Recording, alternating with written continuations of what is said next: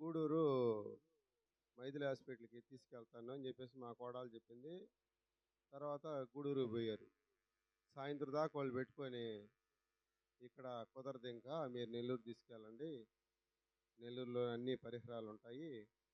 ఆ అబ్బాయికి potassium potassium 5.8 ఉండాలంట, 2.5కి వచ్చేసింది.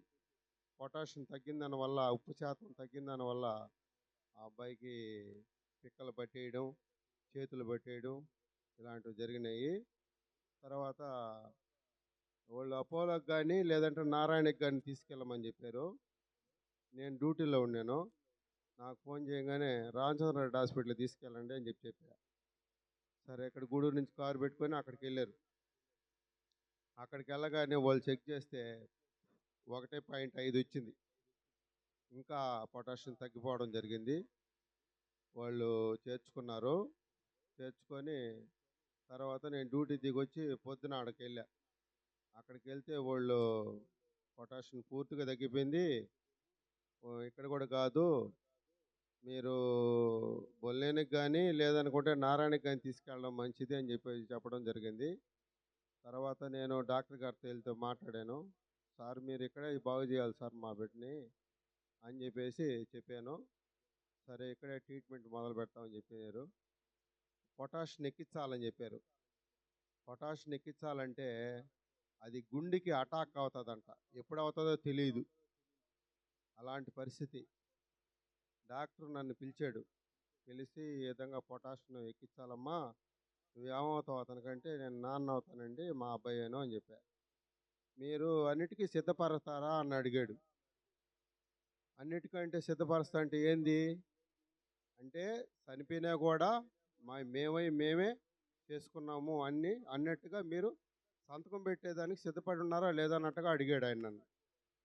సార్, మేము యేసుప్రభువుని నమ్ముకున్నాం, ఇక్కడ తీసుకొచ్చాం, మా దేవుడు గొప్ప దేవుడు అని చెప్పి, నేను మీ ట్రీట్మెంట్ మీరు చేయండి సార్ అని చెప్పా. తర్వాత మన చిన్న పాస్టర్ గారికి ఫోన్ చేశా. చిన్న పాస్టర్ గారికి ఫోన్ చేస్తే ఫోను క్రాంతమ్మ ఎత్తింది. క్రాంతమ్మ ఎత్తి, ఏమన్నా అన్నది, మా వందనాలమ్మ, ఈ విధంగా అబ్బాయికి బాగలేదు అని చెప్పా. ఇప్పుడే వచ్చాడు, బాత్రూమ్ ఉన్నాడు అన్న, వస్తే ఫోన్ చేపిస్తానన్న. ఇట్టుందమ్మా ఇక్కడ పరిస్థితి అని చెప్పి. అన్న, మీకేం భయం లేదులే, దేవుడు ఉన్నాడు, మేము ప్రార్థన చేస్తాము, నేను అన్న రాగానే నీకు ఫోన్ చేపిస్తానని చెప్పి అన్నారు. తర్వాత అన్న రాగానే అన్నయ్య ఫోన్ చేశాడు నాకు. అన్న, ఇట్టుందన్న పరిస్థితి అని చెప్పా. నీకేం కాదు మణన్న, ఇదంతా మీ స్కూల్ శోధన, ఇది మీరు మందిరానికి సక్రంగా రావట్లేదు కాబట్టి దేవుడు పెట్టే శోధన ఇది, మీకు ఏం కాదు, దేవుడు తాకుతాడు, మీకు బాగా అవుతుంది, నువ్వేం భయపడబాక అని చెప్పేసి మన చిన్న చెప్పాడు. తర్వాత మళ్ళీ పెద్ద పాస్టర్ గారికి ఫోన్ చేశా.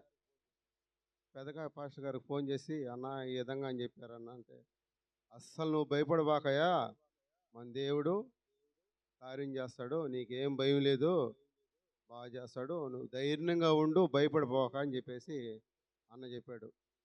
తర్వాత 7 గంటలకి స్టార్ట్ చేస్తారు వాళ్ళు, ఆ పొటాషియం ఎక్కించేది సాయంత్రం 7 గంటలు స్టార్ట్ చేస్తారు. మళ్ళా ఫోన్ చేసే పెద్దన్నకి, మళ్ళా ఫోన్ చేశానా, ఇప్పుడే స్టార్ట్ చేస్తారంట, పొటాషియం ఎక్కిస్తారంట అని చెప్పా. దేవుని మేము ప్రార్థనలోనే ఉన్నాము, నీకేం భయం లేదు అని చెప్పడం జరిగింది. తర్వాత స్టార్ట్ చేశారు. తర్వాత 9 గంటలకు మళ్ళా ఫోన్ చేశా. ఫోన్ చేస్తే దేవుడు అక్కడే ఉన్నాడు, దేవదూతలు పెట్టుకొని, నీకేం భయం లేదు, బ్రహ్మాండంగా సక్సెస్ అవుతుంది అని చెప్పడం జరిగింది. దేవుడు మా ఇంట్లో, మా కుటుంబం చాలా దేవుడికి దూరం అయిపోయారు, అయినా దేవుడు మాత్రము మమ్మల్ని వదల్లా. మన పాస్టర్ గారు వాళ్ళు అస్సలు వదల్లా మమ్మల్ని. మేము ఒకరోజు వచ్చి ఒక వారం రాకపోయినా కూడా ఫోన్ చేయగానే, అన్న నీకు ఎలాంటి భయం లేదు, మేము ఉన్నాము అని చెప్పేసి వెన్ను తడతారు అన్నోళ్ళు. మన పాస్టర్ వాళ్ళు ఎప్పుడు కూడా ఎవరిని తోసేయరు. మన దేవుడు ఎట్లా తోసేయకుండా మనల్ని కాపాడతాడో అదేవిధంగా మన దైవజనురాళ్ళు కూడా అందరూ మనల్ని ఎప్పుడు వెన్నంటూ ఉంటారు. అన్న వచ్చి నెల్లూరుకి వచ్చాడు. అయిపోయిన తర్వాత వచ్చాడు. వచ్చేసి ప్రార్థన చేశాడు. వచ్చి అట "అయ్యా డబ్బులు గిబ్బులు ఏమైనా ఉన్నాయా లేవా" అని అడగడం జరిగింది. "అన్న దేవుడి దయ వల్ల ఉన్నాయి అన్న, ఇబ్బంది ఏమి లేదులే" అని చెప్పా. అట్లా మన పాస్టర్ వాళ్ళు ఎప్పుడు కూడా మన సంఘాన్ని మాత్రం వదిలిపెట్టరు. దేవుడిది దేవుడు మాకు ఈ మేలు చేశాడు. వాస్తవంగా అయితే నేను మా అబ్బాయి అసలు ఇంటికి వస్తాడని చెప్పి అనుకోలే నేను. కానీ దేవుడు నాకు మాత్రం ఒక నమ్మకం. ఎందుకంటే ఇంతకుముందు మా అబ్బాయి నీళ్ళలో పడి చనిపోయాడు, మూడో అబ్బాయి. అప్పుడు కూడా అన్న ఏం చెప్పాడంటే, "అసలు నువ్వు చనిపోయాడని చెప్పేసి ఎందుకన్నావు? ముందు అసలు హాస్పిటల్లో నుంచి నేరుగా తీసుకొచ్చి బలిపీఠం మీద పండేసి ఉండాల్సింది" అని చెప్పేసి ఇంతకుముందు నన్ను అడిగాడు. నేను అదే పని చేద్దాం అనుకున్నా. మా అబ్బాయికి గాని ఏదన్నా గాని అవకతవకలు జరిగుంటే తీసుకొచ్చి నేరుగా బలిపీఠం మీద పండేస్తే, దేవుడా నువ్వే మాకు దిక్కు అని చెప్పేసి అందరం కలిసి ప్రార్థన చేద్దాం అనుకున్నాను. ఆ కార్యం మీద అక్కడే మాకు జరగడం జరిగింది. ఇది ఆషామాషమైన కార్యం కాదు ఇది. పెద్ద కార్యము. దేవుడు ఎవరిని కూడా వదలడు. ఇది